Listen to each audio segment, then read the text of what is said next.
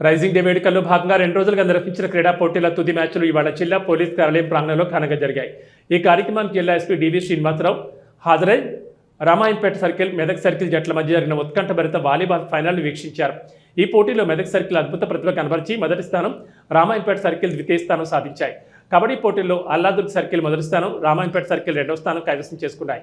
Musical chair పోటీల్లో బోని మొదటి స్థానం, లావణ్య ద్వితీయ స్థానం సాధించి మంచి ప్రతిభను ప్రదర్శించారు.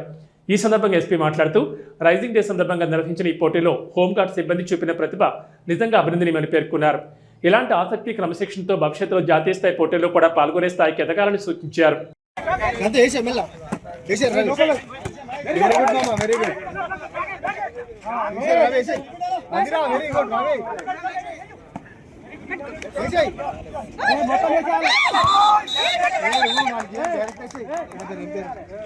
డైరెక్ట్